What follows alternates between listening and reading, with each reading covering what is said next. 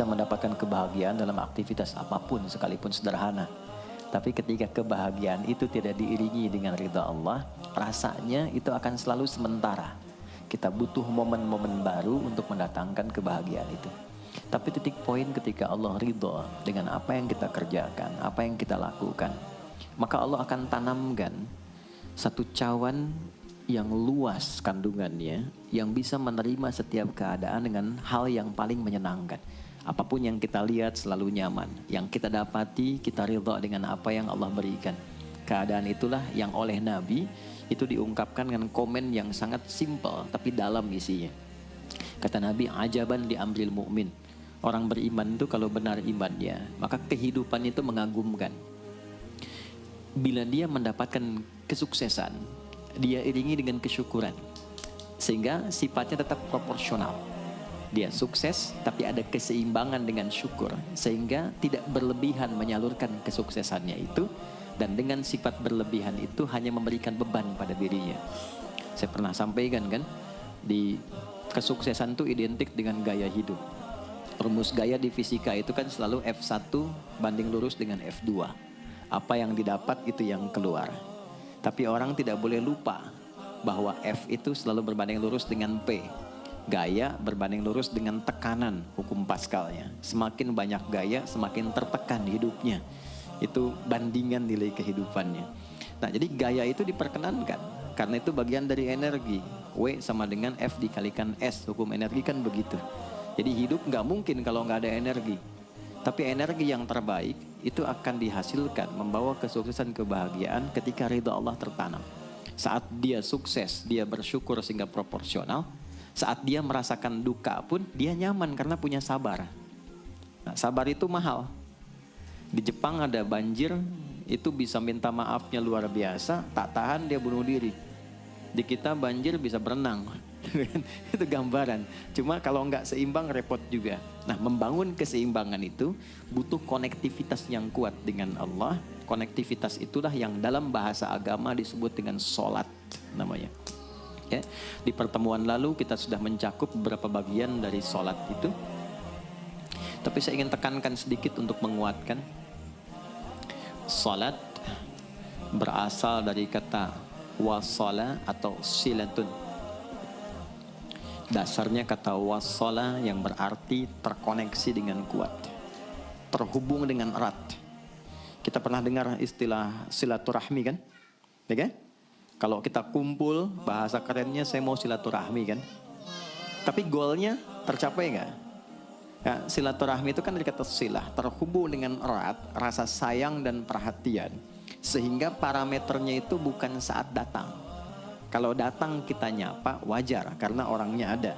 Tapi kalau berpisah kita masih ingat, masih peduli, masih mendoakan, masih ngontak, itulah silah namanya. Di setiap keadaan kita masih terkoneksi. Keadaan kita yang terhubung dengan Allah. Sehingga di setiap tempat kita diperhatikan, di pekerjaan kita dibimbing, di rumah tangga kita diiringi. Sehingga semua berjalan mudah dan membahagiakan. Yang melatih kita untuk terkoneksi sehingga nggak putus dengan Allah, itulah yang disebut dengan sholat. Sehingga goal dari sholat itu adalah membangun konektivitas kita dengan Allah yang kuat. Itu yang dimaksud di Quran surah keempat An-Nisa di ayat 103. فَإِذَا قَضَيْتُمُ الصَّلَاةَ maka jika anda telah tuntas mengerjakan sholat, فَاذْكُرُوا اللَّهَ. Ukuran keberhasilan sholat anda itu ketika anda merasakan konektivitas dengan Allah mulai nyambung. Qiyaman, jalannya ingat Allah. Sehingga kalau orang jalan, bekerja di apapun, saat dia ingat Allah, dia bisa memfungsikan tubuhnya sehingga tidak mengerjakan apa yang Allah tidak sukai. Gak akan mungkin anda melihat sesuatu yang tidak Allah senangi dalam keadaan yang sama anda ingat Allah. Gak akan mungkin melangkah pada tempat yang salah saat ingat Allah. Dan itu tidak mudah karena banyak orang keluar masjid pun setelah selesai sholat masih tertukar sendal. Padahal kalau dia ingat Allah nggak mungkin itu terjadi. Itu pelajaran dasarnya. Wa qu'udan wa ala junubikum, baik itu duduk bahkan sampai berbaring, ada koneksi. Nah, jadi singkatnya sholat itu semua gerakannya, semua bacaannya, Dari mulai kita bertakbir sampai kita salam, bacaan yang mengiringi, itu bukan sekedar gerakan hampa makna, formalitas kita bergerak dan berakhir, bukan sekedar membaca bacaan yang tidak ada isinya, tapi semua bimbingan bagaimana kita diajarkan langsung oleh Rasulullah bisa mengoneksikan lewat gerakan dan bacaan itu tersambung kepada Allah, sehingga feedbacknya semua apa yang kita bacakan dijawab oleh Allah. Semua gerakan yang kita lakukan ini hakikatnya bimbingan tentang inti kehidupan kita. Jadi di sholat itu ada bacaan, ada gerakan, ada hikmah, ada maknanya semua. Jadi bukan kita takbir begini hampa saja. Tidak. Kenapa mesti begini? Kenapa tangan yang kanan menutup yang kiri? Kenapa bacaannya setelah itu ada iftitah, ada al-fatihah? Itu ada maknanya. Dan dahsyatnya semua profesi-profesi sahabat dan generasi setelahnya yang belajar dengan benar tentang sholat ini, itu semua merubah hidupnya jadi lebih sukses dari apapun yang mereka pilih dalam menjalani hidup. Dan yang paling hebat, itu yang menjadikan Nabi mendapat perintah pertama bukan zakat, bukan haji, bukan umrah, bukan puasa, tapi sholat. Dan perintahnya khusus, spesial, disampaikan dalam peristiwa Isra Mi'raj untuk memberikan pesan begitu tingginya nilai sholat ini untuk kehidupan manusia. Mohon izin maaf bagi teman-teman yang baru bergabung, supaya tidak banyak mengulang, teman-teman bisa cek kembali di pelajaran sebelumnya. Kita kemarin telah selesai di pembahasan iftitah dengan tangan kanan meletakkan di punggung yang kiri, lalu kemudian diletakkan di atas dada seperti ini.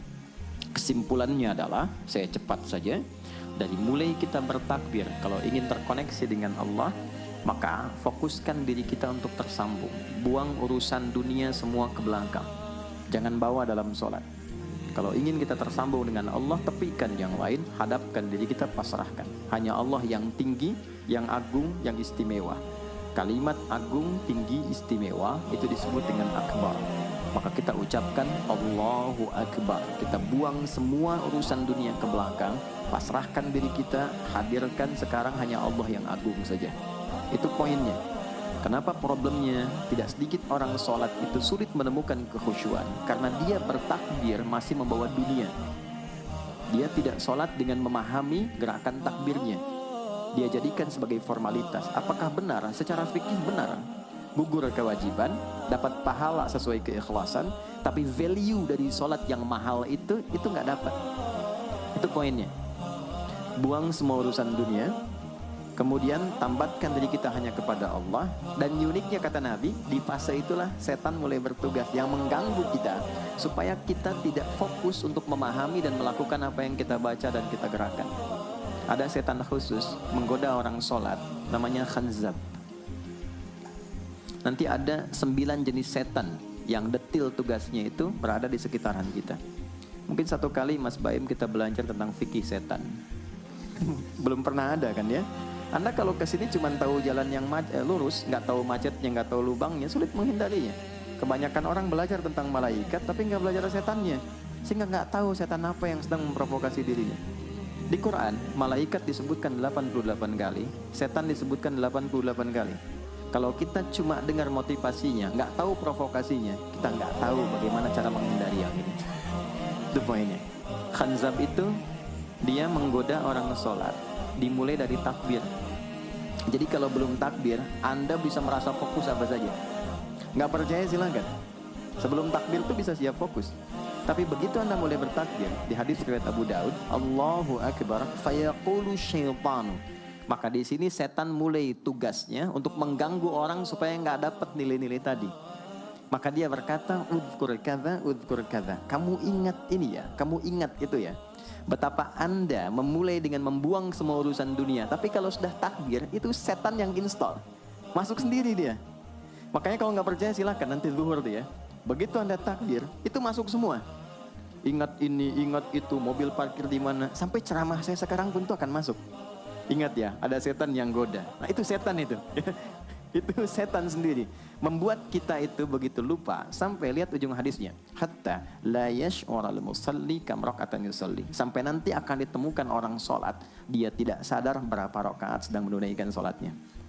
Nah itu kalau Nabi sampaikan pasti terjadi. Poin. Untuk kita bisa mengatasi itu, poinnya apa? Quran surah ke-29 dulu, ayat 45. Quran surah 29, Al-Ankabut, ayat 45. Di Islam tuh uniknya begini, istimewanya. Nggak ada satupun ibadah yang hasil kreasi manusia. Semua terukur. Ini dalilnya, alasannya, landasan kita ibadah itu dari Tuhannya ini. Penjelasan contohnya ini dari Nabi. Pakemnya begini, kodifikasi ilmunya seperti ini, sehingga terjaga sampai kapanpun. Dan tidak ada satupun yang kita kerjakan dalam ibadah, kecuali semua punya landasan yang kuat. Dan hebatnya diterangkan, ini caranya, ini bacaannya, ini maksudnya seperti ini hikmahnya. Kenapa Anda begini, kenapa begitu, hasilnya apa? Ketika seseorang sedang memulai sholatnya, dari awal dia pengen fokus, tapi ketika dia mulai bertakbir, muncul godaan, maka sebelum sholat ditunaikan, Allah sudah ingatkan, utlu ma uhiya ilaika minal kitab. Utlu itu dari kata tilawah, artinya baca, pahami, amalkan apa yang telah dipahami itu. Jadi sejatinya sebelum sholat, kata Allah, kalau ingin menikmati sholatnya, ingin tahu value dari sholat dan dihasilkan seperti orang dulu meraihnya, maka jangan kita terfokus untuk formalitas saja. Yang penting benar bacaan, takbir sampai salam terjaga. Betul, sekali lagi, itu menggugurkan kewajiban, formulasinya selesai, secara fikih tuntas. Tapi hikmah sholat yang tadi itu kita nggak dapat. Maka yang terjadi apa? Baca dulu, tilawah, utlu, baca, pelajari dulu sebelum sholat. Kemudian pahami, kenapa takbirnya begini. Kita kemarin sudah belajar. Kenapa tangan kanan menutup yang kiri? Apa maksudnya sampai kita diperintahkan sholat? Bagaimana kemudian saat kita baca Al-Fatihah? Kenapa yang dibaca itu? Apa yang jadi bimbingan dari Al-Fatihah untuk kehidupan kita? Kalau sholatnya seperti itu akan merubah hidup kita. Itu langsung Allah sampaikan demikian. Lalu kerjakan, wa aqimis shalah, tunaikan sholat seperti aku tadi isyaratkan, kata Allah. Inna sholata tanha 'anil fahsya wal munkar. Maka jika engkau menunaikannya seperti itu, sholat akan merubah hidupmu. Itu kata Allah tuh. Minimal mendorong kita berbuat jadi lebih baik. Jadi bukan sekadar menjadikan kita pribadi baik, tapi semua yang kita kerjakan menjadi lebih baik. Itu sholat. Itu yang bisa merubah seorang Jundub bin Junadah yang dikenal dengan Abu Dzar al-Ghifari. Jadi teman-teman, kenapa Ghifar itu viral? Ghifar itu adalah desa pembegal. Jadi semua sekampung begal semua. Sekampung. Pimpinannya namanya Jundub bin Junadah. Jundub bin Junadah. Singkatnya masuk Islam. Saat masuk Islam, secara singkat saja, Nabi arahkan, diajarin sholat. Betapa sholat merubah hidup beliau jadi lebih baik. Kembali ke kampungnya, mengajarkan, singkatnya apa? Madinah heboh dengan kedatangan tapak kaki yang ternyata itu orang-orang Ghifar. Sekampung kurang lebih masuk Islam dan berubah jadi orang baik semua. Merubah hidup mereka. Jundub orang sukses, setelah itu jadi ustadz. Ini mungkin yang menginspirasi judul preman jadi ustadz. Ini tadinya pembegal semua. Sekampung sukses, jadi orang baik, aktivitasnya berubah lebih berkualitas. Untuk memberikan inspirasi ke generasi masa depan bahwa kami dulu pernah begini, dengan sholat kami berubah, kesuksesan kami raih, maka diviralkanlah nama daerahnya. Tambahkan al di depannya, ujungnya tutup dengan i. Maka dilekatkan nama bekennya, kunyah, namanya Abu Dzar. Abu Dzar al-Ghifari. Al-Ghifari itu untuk memberikan kesan begini, saya ini dari Ghifar. Itu kampung jelek, desa tempat pembegal, tapi Islam merubah saya menjadi lebih baik. Sholat mengarahkan saya punya kualitas hidup yang lebih baik. Itu poinnya. Sejak peristiwa itu, orang-orang Islam dari manapun yang bukan Arab itu selalu melekatkan nama daerahnya untuk mengenalkan. Islam pun sudah sampai ke tempat saya. Buktinya saya menjadi baik. Ada namanya Muhammad, punya bapak namanya Ismail, punya kakek namanya Ibrahim, kakek buyutnya Al-Mughirah, eyang buyutnya Al-Bardizbah, tinggal di kecamatan Ju'fah, kabupatennya Bukhara, provinsinya Khorasan, negaranya Uzbekistan sekarang. Maka karena dari Bukhara, dia kenalkan diri, datang ke daerah Arab, saya dari Bukhara. Rumus yang sama, tambahkan al di depannya, ujungnya i. Maka dia katakan, ana al-Bukhari. Itulah Imam al-Bukhari. Bukan orang Arab. Kita punya guru besar Syekh Nawawi dari Banten, ana Nawawi al-Bantani. Ana Ahmad Yasin Al-Padangi. Tapi kesan kota itu untuk menunjukkan Islam telah sampai ke tempat saya dan merubah saya menjadi lebih baik. Kang Baim datang ke Mekah umrah, katakan saya Baim Bong al tanahku siri. Maka kesan yang dibangun itu telah sampai ke tempat saya, merubah saya lebih baik. Saya Arman Al Pondok Indahi misalnya kan, tidak masalah. Itu sah. Dan orang mengenal, oh rupanya Islam telah ke setiap wilayah. Tapi value-nya sampai enggak. Jangan cuma kita katakan saya dari fulan, saya dari tempat A. Poinnya adalah apa yang merubah engkau dari Islam menjadikan engkau lebih baik. Jadi kalau ada orang Islam mengaku Muslim, lisannya tidak lebih baik, maaf sekali, telinganya mendengar tidak yang baik, perilakunya kurang baik, maka dipertanyakan klaim keislamannya. Sudah sejauh mana saya mendapatkan keberkahan dari Islam itu? Itu yang menjadikan kenapa sholat paling pokok dipaksa kita wajib, bukan karena sujud rukuknya. Anda tidak sujud pun tidak akan menurunkan status Allah sebagai Tuhan, tetap Tuhan. Tapi ternyata ada value besar yang dengan kasih Allah diminta kita sholat supaya kita minimal jadi orang baik dan sukses dalam hidup.